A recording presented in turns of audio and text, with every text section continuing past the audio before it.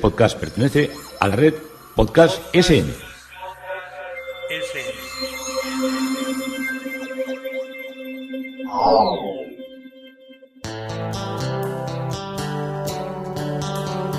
Historia con sentido.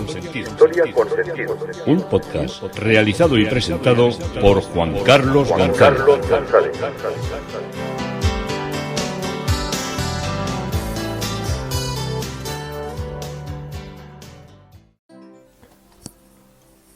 Un saludo a cuantas personas me escuchan a través de las redes sociales, de Facebook, de Twitter, de mi página web Historia con Sentido y de la red de podcast SM.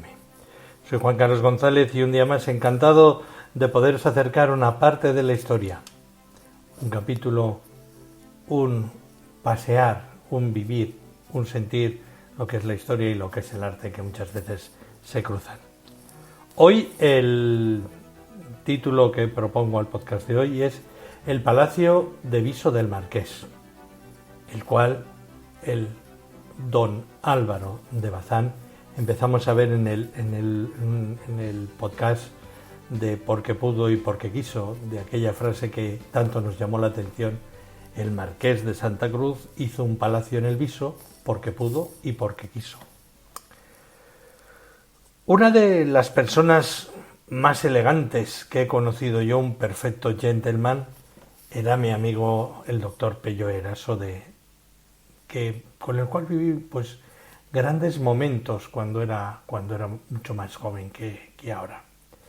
Era un hombre que llevaba la moda londinense cuando aquí vivíamos todos casi con el buzo y la alpargata, y era de una finura y de una excelencia increíble. Es, porque todavía está vivo y goza de buena salud, un hombre muy culto, y su conversación era muchas veces envolvente.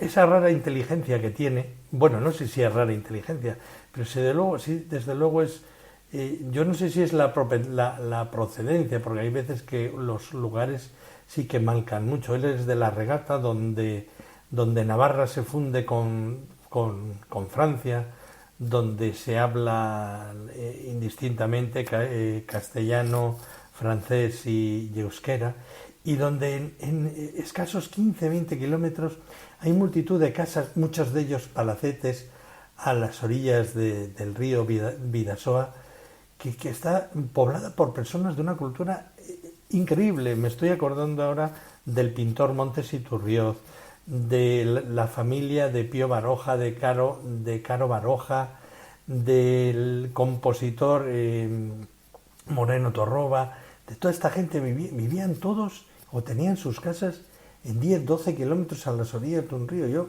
a veces que iba a visitar estos enclaves con Pello me quedaba muy impresionado, porque decía, pero ¿cómo puede haber aquí gente tan culta? Bueno, aparte de lo que os digo que siempre ha sido de una exquisita elegancia, y a mí eso me llamaba la atención, bueno, no solo porque no lo podía hacer, sino porque me parece que tanto una mujer como un hombre que va elegante, pues va elegante, y no hay que hacer no hay que mirar más. Pero bueno, en este caso sí que me llamaba la atención, vuelvo a decir una vez más. También de esta cultura, una de las cosas que me resultaba sorprendente era el manejo que tenía de la mitología. Me acuerdo que muchas veces en comidas o en cenas a las cuales yo asistía en su casa, pues manejaba todo lo que era la mitología y la sazonaba en cualquier conversación que pudiéramos tener con una rapidez, con una habilidad y con un saber poner el personaje en cada momento que me parecía algo increíble. Yo le admiraba, y os he dicho, por muchas cosas. Yo creo que ha sido no sé si decirle la palabra un hermano mayor para mí, pero desde luego sí que ha sido un referente, y en eso me llamaba la atención. Pero entonces yo decía, bueno, esto es muy estético, uno va por ahí, está con gente muy, muy distinguida, y uy, qué bonito el tener unos recursos mitológicos para poder sazonar las conversaciones y las comidas. Es una cosa muy, muy elegante. Pero me quedaba ahí, yo decía, bueno, nunca decía, bueno, es que esto ya me hará falta alguna vez para para comprender la historia o para vivirla. Y así fueron pasando los años y me acordaba, fíjate aquel que se sabía todo, la ninfa, quién era el dios, cómo se convirtió en caballo, cómo el otro era el oso, el otro era el jabalí, cómo se le partió una lanza, cómo la otra, el Júpiter tenía líos con la ninfa, todo esto se lo había todo de memoria. Fueron pasando los años y, como os digo, en nuestro país, pues claro, cada vez hay más enclaves arqueológicos, más realidades pictóricas, más museos, más colecciones que se ponen en valor. Y entonces cuando empecé a recorrer pues todo lo que era el arte romano, veías los mosaicos, los trabajos de Hércules, todas las cosas relacionadas con la mitología, tenías que ir allá al letrero que te ponían explicando un poco, porque es que no te enterabas de nada. Y digo, ya podía haberme yo preocupado más cuando le oía a mi amigo hablar de tanto dios y de tanta ninfa, de haberme enterado de una parte para poder luego acceder a lo que era la realidad artística y enterarme de más. Lo he tenido que ir haciendo después. Me ha podido gustar siempre aprender cosas nuevas de arte o de historia, pues supone por lo menos el esfuerzo de la atención.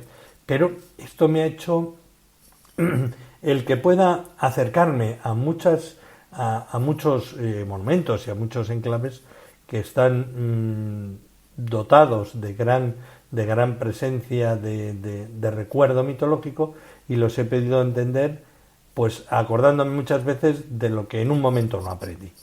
He hecho una especie como de discurso general, porque vamos a ver mucha mitología dentro de lo que es el Palacio del Viso del Marqués, puesto que el Palacio del Viso del Marqués es esencialmente un palacio donde tenemos que ir a apreciar, a contemplar una pintura renacentista italiana, o de gran influencia italiana, y hecha por pintores italianos, como veremos. Y entonces todo este mundo se va a fusionar con el personaje que es don Álvaro de Bazán, Marqués de Santa Cruz. Para entender qué es este palacio debemos entender la mentalidad de Bazán. Gran parte de su tiempo, el que no pasó sobre la madera de las galeras, lo pasó en Italia.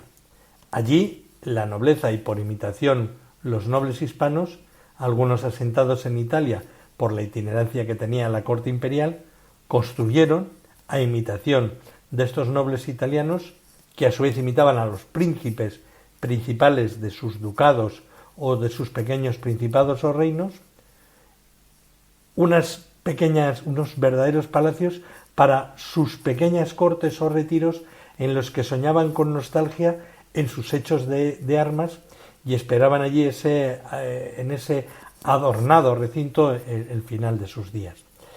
En la época de Álvaro de Bazán, en el ambiente italiano, se estaba imponiendo entre la aristocracia el gusto por un lugar apartado en el campo, la clásica villa rústica, que en el fondo es el recuerdo de siempre de las villas romanas, y a ejemplo de estas, pues evadirse de lo urbano y volviendo, muchas veces también por seguridad, volviendo a la vida bucólica y campestre. Con esa idea se contrató en abril de 1562 diversas partes de la obra, sobre una obra ya iniciada por constructores principales, que rematarían, como os digo, a partir de esa fecha, de 1562, un grupo de maestros italianos que son con los que se acuerdan los techos decorados, entre otras actuaciones, que es la verdadera presencia italiana aquí. Para entender mejor este palacio debemos entender la relación intensa que tenía Álvaro de Bazán con Génova. Desde 1530 Bazán visita asiduamente Génova, teniendo una intensa relación con el embajador español, que era Gómez Suárez de Figueroa, y con el almirante Andrea Doria. Andrea Doria vive de 1466 a 1560. Estos ambos son los que acompañan en las visitas por las costas de la península hispánica, conociendo buques y puertos. Eran los verdaderos amigos que tenía Bazán en Génova. Andrea Doria es el más famoso condottiero marítimo de todos los tiempos, dando un excepcional giro a su política personal al pasar al servicio del emperador Carlos V en 1528 y hasta su muerte será uno de los más fieles consejeros y servidor incondicional del rey Carlos. En 1529, las galeras de Andrea Doria llevaron al emperador a Italia, residiendo en Génova 44 días, pero no pudo hospedarse en la villa que Andrea Doria estaba construyendo en Fasolo, en Génova, porque ésta estaba todavía en obras. En 1531, Carlos V le concede el Toisón de Oro a Andrea Doria, le hace príncipe de Amelfi y le da 25.000 ducados para que termine la obra de su palacio, de la que el emperador se había quedado prendado. En 1533 la villa está terminada y es la que conoce Bazán, que en 1536 pasa una larga temporada en Génova, donde el emperador toma la villa de Andrea Doria, la que está en Fasolo, como su residencia. Todavía se puede visitar, ¿eh? El almirante había ido adquiriendo el almirante, me refiero a Andrea Doria, había ido adquiriendo varias fincas en las afueras de la ciudad y allí entre el mar y en las montañas edificó un magnífico palacio rodeado de jardines y decorado espléndidamente. En sus obras intervino el pintor Perín del Vaga, que vivió entre 1501 y 1541, salido de Roma tras el famoso saco, la conquista de Roma, y responsable también de los modelos y de la supervisión de obras arquitectónicas y escultóricas. El maestro Perín del Vaga, en la casa de Andrea, introdujo a través de esta actuación pictórica las nuevas formas del arte romano, haciendo del arte doriano, por alusivo a la residencia de Andrea Doria, el modelo de toda la renovación artística genovesa. En 1531 llega a Génova Silvio Cosini, que vive entre 1494 y 1549, quien se ocupa de los trabajos de escultura del Palacio de Andrea. Y el poder, la importancia y las relaciones de Andrea Doria hacían que el palacio fuera el más visitado en la ciudad y fue el elegido como modelo para el encargo que hacían flamencos y españoles, que eran los que tenían más poder y más dinero para poder construir y que eran el círculo de influencia del emperador. La otra figura que influyó en la construcción del Palacio de Bazán en el Viso fue Martín Centurione, que fue el embajador de España, y su familia eran los banqueros de confianza imperial, y como tales, como familia y como diplomáticos, actuaban como agentes suyos en Génova. Estamos en el Palacio de Bazán. Estamos ante un enorme edificio que tenía 4 torres que debieron derrumbarse en el terremoto de Lisboa de 1775. El edificio consta de 2 plantas y sobre cada una de ellas una entreplanta con las pequeñas habitaciones del servicio, que estaban encima de las bóvedas de los salones que luego os describiré. La puerta de acceso consta de un arco de medio punto y 2 grandes columnas dóricas que poseen amplia base y pedestal, y sostienen una cornisa sobre la que se halla un amplio balcón con balaustrada y con remate en su cima del escudo de los Bazán, y coronando todo un frontón clásico. Pero antes de acceder al palacio debemos que tener claro que estamos ante uno de los conjuntos pictóricos más importantes, donde encontraremos una gran parte mitológica, una parte biográfica y geográfica y otra, la menor, en la capilla religiosa. Antes de acceder al interior, el arquitecto que proyectó la traza del edificio fue Giovanni Battista Castello, que vivió entre 1509 y 1569, conocido por el Bergamasco, que debe su nombre al ser natural de un pueblecito llamado Gandino del Seriana, creo que lo he dicho bien, cerca de Bérgamo, de ahí el sobrenombre del Bergamasco. Además de su faceta en la arquitectura, fue pintor y fue escultor. Había estudiado el Bergamasco en Roma y fue discípulo de Miguel Ángel, y este arquitecto realizó la traza y comenzó el edificio el 15 de noviembre de 1564. Colaboró con Giovanni Battista Castello, el arquitecto y escultor, también italiano, Juan Bautista Olamoschin, que era quien actuó de aparejador, dirigiendo entre ambos y otros maestros canteros y albañiles, en un número elevado, casi todos traídos de Génova, lo que era el proyecto de palacio. Desde 1570 a 1572 dirigen la obra dos maestros genoveses, Maese Domingo en la albañilería y cantería y Maese Alberto en la carpintería, en la madera. Esta obra del Palacio del Viso acreditó mucho a su autor Castello en la arquitectura, pues habiendo muerto Juan Bautista de Toledo, que vivió entre 1516 y 1567, que fue autor y ejecutor de parte del Escorial, Felipe II, no satisfecho de los conocimientos y prácticos que todavía tenía Juan de Herrera vive entre 1530 y 1597, sucesor de Juan Bautista Toledo en la dirección de esta impresionante obra, encargó la traza de la escalera principal del monasterio a Castello al Bergamasco, sin duda por el mérito alcanzado en la ejecución de este Palacio del Viso, y la escalera que describiremos, que debió impactar al rey Felipe, y además por no poder aportar Herrera ninguna otra obra de este tipo construido. Entonces Felipe II visita el Palacio del Viso del Marqués, el Palacio de Bazán, ve la escalera que han hecho, se queda impresionado y dice: este es el que tiene que hacer la escalera del Escorial. Los excepcionales pintores que intervinieron en la decoración del palacio fueron César Arbasia, que vivió entre 1547 y 1607, que era un pintor manierista italiano, natural del Piamonte, que vino a España con Pablo Céspedes. Pablo Céspedes vivió entre 1538 y 1608, era un clérigo de la Catedral de Córdoba, que era pintor, escultor, tratadista de arte, humanista y poeta español, y realizó grandes obras en Málaga y en Córdoba antes de llegar al Viso. La familia Peroli, Juan Bautista y Francisco, hermanos, y su sobrino Esteban, naturales de Cremona en Lombardía y formados en Génova, fueron maestros en arquitectura, pintura y escultura, y en este palacio se les atribuyen los frescos, las esculturas de estuco de la escalera, así como el busto de don Álvaro de Bazán, que se halla sobre la puerta del salón principal de la planta alta. También colaboraron Fabrizio Castello y Nicolás Granello, hijo e hijastro del Bergamasco.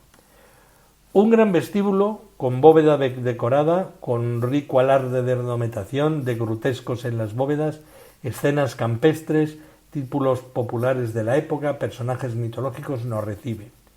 En los techos, pechinas y lunetos de los cuatro rincones, con simbolismos de España, Italia, Francia y Turquía, y sus provincias más importantes, con reyes, personajes y leyendas en latín. En los muros se reflejan jornadas memorables y ciudades mediterráneas, que son las que ya describimos en el podcast de Porque pudo y porque quiso, que fue donde contamos la historia de don Álvaro de Bazán. ¿Qué pinturas nos encontramos en el zaguán de entrada? Sobre la puerta principal, en la parte superior, se cree que hubo un busto de don Álvaro de Bazán, en la que hay y consta de una leyenda que, bueno, héroe terrible y potente que hizo gemir con su espada a la gente francesa y lusitana. Es una estancia de planta rectangular con 4 puertas en las que, según narran las primeras descripciones, están las bases de los bustos, o ya inexistentes, que representaban a los 4 emperadores hispanos, a Nerva, a Trajano, a Adriano y a Marco Aurelio. El techo, en pintura al fresco, está formado por un gran rectángulo con marco de estuco con el dios Neptuno, que es la deidad del mar, que nos recibe en la casa de un marino, no podía ser menos, con barba y ropajes henchidos al viento. Se desliza sobre las olas del mar en una gran concha tirada por 4 caballos marinos, a los que hostiga con un tridente, y delante de los caballos, anunciando al dios, unos tritones hacen sonar unas grandes caracolas. El resto del techo está dividido por 6 elegantes cartelas con figuras alegóricas y una serie de lunetas con temas mitológicos. Comenzando por la figura central del rectángulo situado a la derecha, Tras pasar la puerta de acceso, se sitúan de la izquierda a la derecha varias alegorías. La alegoría de la guerra. La mano derecha de la figura empuña una espada, símbolo de las contiendas. Con su pie izquierdo pisa una rama de olivo, que significaría que la guerra trae el fin de la paz a los pueblos, y en el recuadro inferior aparecen un atabal, un tambor y una trompeta, instrumentos que anuncian la llegada de las guerras. La siguiente alegoría es la alegoría del poder o la victoria. La figura porta en su mano izquierda un largo cetro, símbolo del poder, y en la derecha la palma de la victoria. Y en el recuadro inferior una corona, atributo del dominio y del poder. La siguiente alegoría es la alegoría de la fama, representada por una figura femenina de espaldas al que contempla la obra, con una trompeta en la mano derecha para anunciar las victorias. Y en la espalda, como broche de su vestimenta, se muestra a Minerva, diosa de la victoria. Y en el recuadro inferior se aprecian unas alas que quieren expresar la rapidez de la fama en comunicar las victorias. La siguiente alegoría es la alegoría de la navegación. Una figura femenina porta un compás de navegación al que se suman un reloj de arena, una brújula y un portulano, referencias a la ciencia náutica. El reloj de arena y la rueda del recuadro inferior pueden interpretarse como el tiempo y el destino. La siguiente alegoría es la alegoría de la paz. Una figura femenina con una rama de olivo en la mano derecha y en el recuadro inferior unas llamas que queman un carcaj de flechas y un monstruo fantástico. Las llamas representan la paz que se extingue por las armas, el carcaj, y los males de la guerra, que son representados por el monstruo. Le siguen la alegoría de las alianzas, la armonía y la concordia. Se representan por una figura tañendo un violín mientras uno de los pies se apoya en un libro cerrado. El instrumento representa la armonía entre los pueblos aliados y el libro los tratados en los que se basan las alianzas y la concordia. Y en el recuadro inferior tiene como unos haces de varas que simbolizan la invulnerabilidad y la fuerza de la unión entre las naciones. ¿Qué interpretación podemos hacer de las alegorías de este zaguán? La guerra lleva al vencedor a la victoria y al poder, que es difundida por la fama, la cual se perpetúa en el tiempo. Con el poder, la fama y el tiempo se logra la paz, que origina la posibilidad de alianzas, armonía y concordia.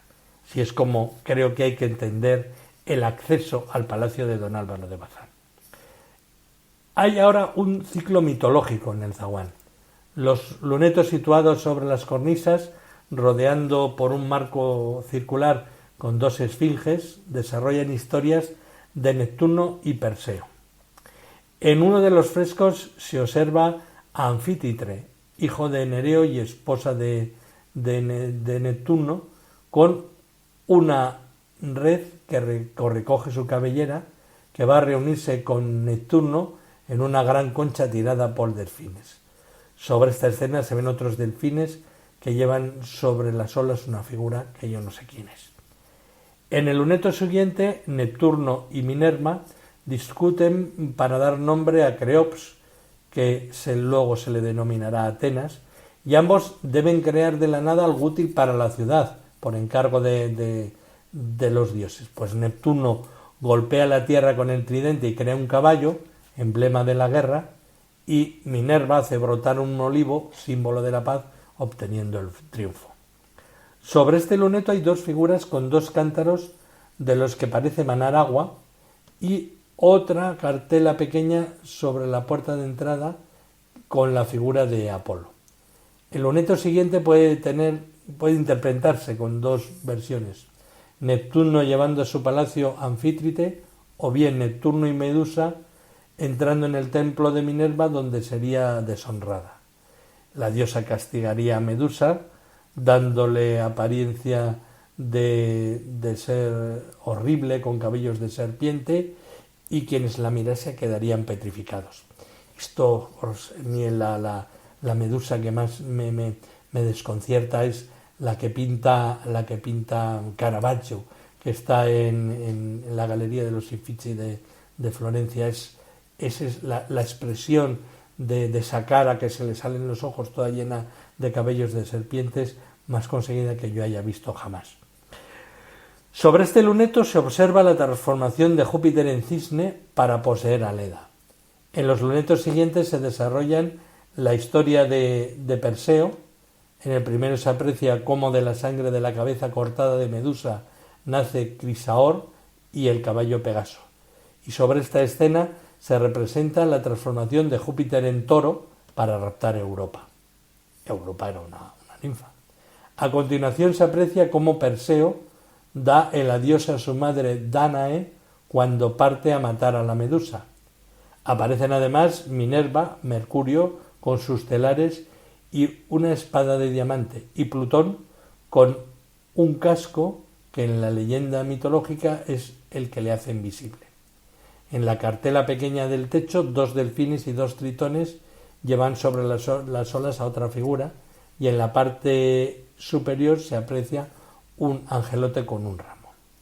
Seguidamente aparece Perseo en el momento de decapitar a la Medusa. Su brazo, guiado por Minerva, mantenía a su lado el escudo en el que se refleja el rostro del monstruo, evitando así el mirarle y el quedar petrificado. Y el techo se representa una figura con aspecto de ángel sobre un caballo marino y un ave blanca que vuela sobre ellos. El fresco de acceso a la galería representa la caída de Faetón. En otro luneto se aprecia cómo Perseo huye de las górgonas auxiliado por el casco que le diera Plutón, que le hacía invisible, llevando consigo la cabeza de la Medusa. Y la escena pequeña del techo muestra la lucha de Hércules con el centauro. Por último se refleja cómo Perseo salva a Andrómeda, hija del rey Cefeo, que, encadenada a la orilla del mar, está a punto de ser devorada por un monstruo marino. Después de darle muerte, Perseo se desposa con ella. Y sobre este paisaje se desarrolla un monstruo rodeado de tritones y de sirenas. ¿Y qué interpretación podemos sacar en general de zaguán? Pues en este acceso de palacio se describen dioses e historias que se pueden relacionar y comparar con las situaciones vividas por don Álvaro de Bazán. Por un lado, la figura de la guerra, el poder y la fama están relacionadas con la vida del Marqués de Santa Cruz, hombre de mar, guerrero infatigable y vencedor de todas las batallas. Ya sabéis que no perdió ninguna batalla. Cosechó grandes triunfos que le trajeron a su país paz y alianzas que engrandecieron de igual modo a su reino. De otra parte, podemos interpretar las comparaciones entre las historias mitológicas y don Álvaro de Bazán, con Neptuno como rey del mar y con Perseo como protegido de los dioses del Olimpo entero que amparan a Álvaro de Bazán. En los laterales del zaguán está la secretaría y la portería.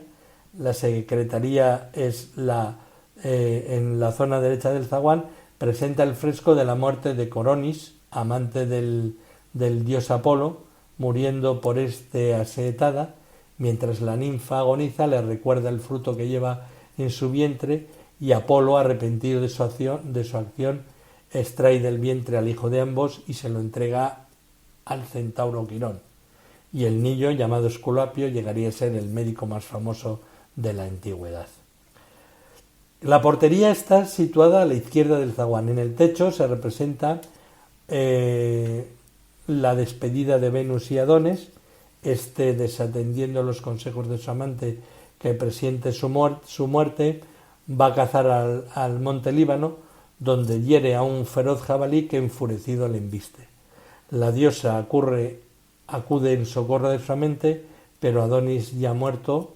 Venus extiende un elixir sobre su sangre, de la que nace una flor con pequeños pétalos rojos, la anémona, cuya vida es breve, ya que los mismos vientos que la hacen brillar la marchitan. Esta es la interpretación bellísimamente literaria de lo que es la Adonis ya muerto, abrazado por Venus. Accedemos ya a la galería baja. El patio presenta una elegante perspectiva. Las 14 pilastras que lo sustentan son de orden dórico, mientras que las de la galería alta son jónicas con una balaustrada de mármol. Las bóvedas están profusamente decoradas con pinturas al grutesco, moda en el periodo de su ejecución, y los temas que se tratan son diversas alegorías morales y religiosas, así como virtudes físicas también, y diversos personajes. Y acompañan también dioses clásicos y personajes mitológicos en los ángulos con alegorías de varias naciones. En el ángulo derecho está la alegoría de España, que se presenta en un luneto que cierra la bóveda y está representada por una mujer coronada con un carro tirado por leones y flanqueado por águilas imperiales. Es una fingida balaustrada donde se lee: España somete a todos bajo mi yugo con la justicia y la religión. Y en las pechinas se muestran las ciudades con leyendas: Toledo, sostengo a la iglesia en medio del reino; Burgos, ostento la primera palabra en las curias; Granada, entrego equilibradamente con balanza justa cada uno lo que es suyo, entendemos que en referencia a la Real Cancillería; Sevilla, el título no se aprecia, pero la figura sostiene un barco en sus brazos, clara alusión a ser el puerto más importante de la época. En las lunetas aparecen los frescos del emperador Carlos V y del rey Felipe II, a modo de estatuas doradas sobre una gran venera o insignia heráldica, y a continuación se describe el socorro de Ceuta y de Tánger, hechos de armas en 1578, ya descrito en la vida de Bazán, y la escuadra se divide en dos rumbo a las plazas africanas. Sobre las puertas que siguen se muestran vistas de Génova y de Nápoles, tomadas de la obra Civitatis Orbis Terrarum, obra de Jorge Brown, que vivió entre 1541 y 1622, y se cree realizada esta reproducción entre 1572 y 1618. Le sigue el techo histórico ya relatado de la toma de 10 naos inglesas sobre Marbella en 1563 por Bazán. En el ángulo norte derecho está la alegoría de Italia, simbolizada por una mujer coronada sobre un carro tirado por leones alados, uno de ellos con cabeza de mujer y de águila, y la figura femenina lleva un caduceo, que es el símbolo del comercio, representado por una vara en la que se enroscan y ascienden dos serpientes con unas cabezas aladas, y así como portando una espada. Y también se lee: lo que fui no soy, por la discordia de mis príncipes permanezco postrada. En las pechinas se encuentran las alegorías de las ciudades italianas con las leyendas: Roma, la fe y la religión de todo el mundo; Génova, pobre y rica jamás en paz, lo conocían bien la historia de lo que era Italia; Venecia, atacada no vencida, permanece gloriosa. La siguiente pechina pertenecía, según las descripciones, a la ciudad de Nápoles, pero este fresco se ha perdido. En el ángulo norte izquierdo está la alegoría de Francia, simbolizada por un carro tirado por la bestia del Apocalipsis, y en las pechinas era el enemigo que tenía a la península. Y en las pechinas se presentan diversas ciudades francesas: París, capital de Francia; Marsella, el primer puerto de Francia; y Lyon, ciudad llena de contratos. La cuarta ciudad de esta no se aprecia cuál es. En el luneto encontramos un fresco del rey Enrique III, que vivió entre 1551 y 1589, y sigue la ya descrita en su biografía Jornada del Cabo de Agüer de 1556, y sobre las puertas vistas de Bolonia y de Argel.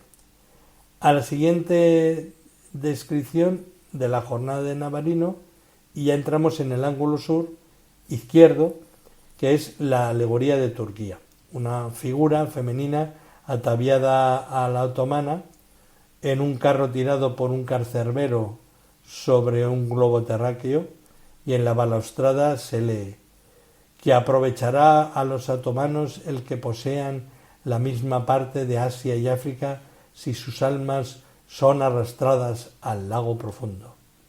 En las pechinas, frescos de ciudades bajo influencia otomana: Damasco, capital de Siria; Constantinopla, sede otomana; El Cairo, capital de Egipto; y Argel, receptáculo de piratas. En los lunetos se representan dos figuras de guerreros ataviados a la turca o a la otomana. El pavimento del patio está decorado con dísticos, que son estrofas clásicas de 2 versos, un hexámetro y un pentámetro, en latín, realizadas sobre azulejos de Talavera.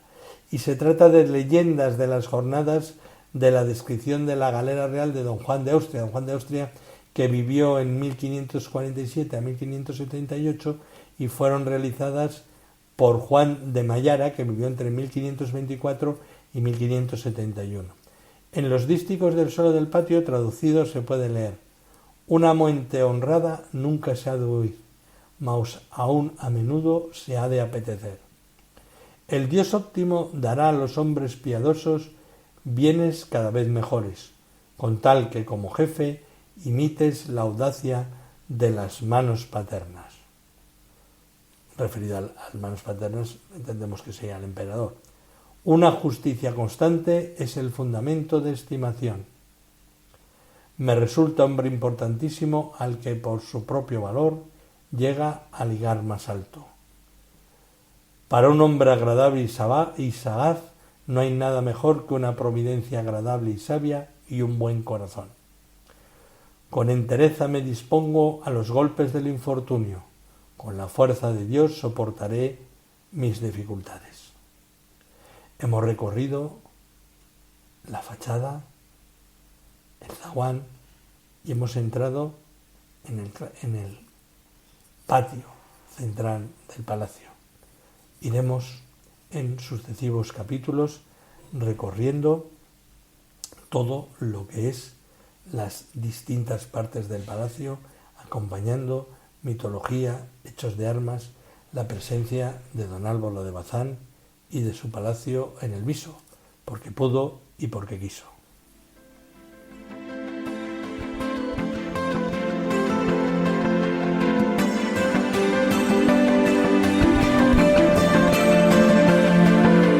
Hasta aquí un episodio más de Historia con Sentido. El podcast que te habla de historias de la historia, sucesos, eventos, como si el ayer fuera hoy. Síguenos a través de iTunes, Spreaker o iVoox. Contacta con nosotros por correo electrónico escribiendo a podcast@historiaconsentido.com. Nuestra web www.historiaconsentido.com. Y en Twitter nos encontrarás como @historiasentido. Este podcast pertenece a la red Podcast SM.